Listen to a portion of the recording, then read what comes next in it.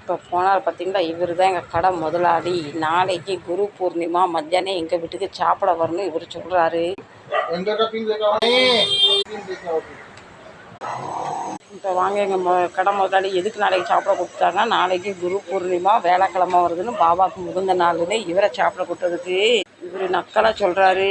உண்டான என் வீட்டில் சாம்பார் சோறு தான், அதான் நான் என் வீட்டில் சாப்பிட்டு போயிடுறேன். குரு பூர்ணிமாவுக்கு நான்வெஜ் எதுவும் தருவாங்களா என்கிட்ட கேட்காரு. ஒரு திமுறையில் உள்ளே பாருங்கள்.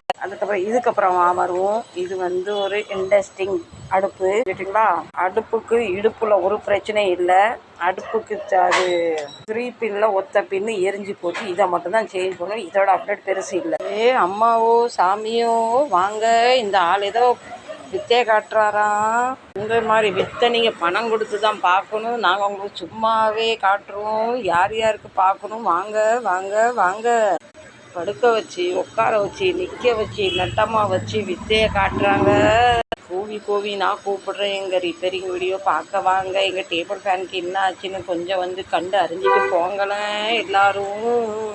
அதையும் மல்லாக்கா போட்டு ஆப்ரேஷன் தியேட்டரில் போடுற மாதிரி கத்திரியும் கத்திப்பா வச்சு இடுக்குன்னு இறுக்கி சுருகிட்டு இருக்காரு. இப்படிலாம் கூப்பிட்டா தான் நீங்கள் வரீங்க. தொண்டையெல்லாம் வலிக்குது. வரும்போத ஒரு சூடாக ஒரு கப் காஃபி கொண்டு வாங்க. இதுக்கு பெருசாக நாங்கள் பக்குவம் ஒன்றும் பண்ணலை. கேர் தான் சேஞ்ச் பண்ணியிருக்கோம். மாட்டிக்கிட்டு இருக்கா பார்த்தீங்களா. இதுதான் உள்ளன் ஃபுல்லாக வீக்காக இருந்தது. அதை கழட்டி போட்டு புதுசு வாங்கி மாட்டியாச்சு. உங்களுக்கு என் ரிப்பேரிங் வீடியோ பிடிக்கல, கண்டிப்பாக அது தெரியுது. அதனால தான் நான் புலம்பி உங்களை கூவி கூப்பிட்டுக்கிட்டு இருக்கேன். இந்த ரிப்பேரிங் பிடிக்கலன்னா கூட என்னையாவது பிடிக்கும். இதையும் கையில் கொடுத்துருவோம், இதையும் மாட்டிடுவோம். ஃப்ரெண்ட்ஸ், நான் போடுற வீடியோ ஒன்று உங்களுக்கு அவ்வளோ யூஸ்ஃபுல்லான வீடியோ. நீங்கள் என்னைக்கு எடுத்து ஓப்பன் பண்ணாலும் உங்கள் வீட்டில் இருக்க பொருளுக்கு என்ன பிரச்சனை நீங்களே ஈஸியாக கண்டுபிடிச்சிடலாம். அதனால தான் நான் ஒரு அப்டேட்டும் உங்களுக்கு தந்துக்கிட்டு இருக்கேன். இல்லையே நீங்கள் வெளிநாட்டுக்காரங்க சப்போர்ட் தருவீங்க, வித்தியாசமான வீடியோ பார்ப்பீங்க, இதுக்கெல்லாம் பார்க்க மாட்டீங்க.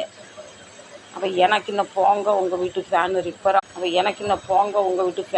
ஆகட்டும். உங்களுக்கு ஒன்றுமே புரியாமல் இருக்கட்டும். நான் என்ன செய்யட்டும்? அவ்வளோதான். நான் ஒன்றும் சொல்ல முடியாது. இப்போ வீட்டுக்கு வீடு ஃபேன் இருக்குது சரிங்களா. அப்போ உங்கள் ஃபேன் உங்கள் வீட்டில் என்ன ஆச்சுன்னு சொல்லி இங்கே கடைக்காரர்கிட்ட போய் சொல்கிறத விட அங்கே போய் என் வீட்டில் என் ஃபேனுக்கு இந்த பிரச்சனை இருக்குது பாருடானா உங்கள்கிட்ட 100 ரூபான்னு சொல்கிற இடத்துல இந்த அம்மா மேடம் ரொம்ப உஷாராக இருக்கான்னு சொல்லிட்டு உங்கள்ட்ட 100 ரூபான்னு சொல்கிற இடத்துல 50 ரூபா தான் வாங்குவார்.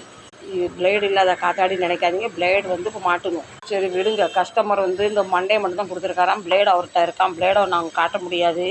இந்த கஸ்டமர் வீடும் நமக்கு தெரியாது. தெரிஞ்சால் வீட்டுக்காக கூப்பிட்டு போயிருப்பேன்.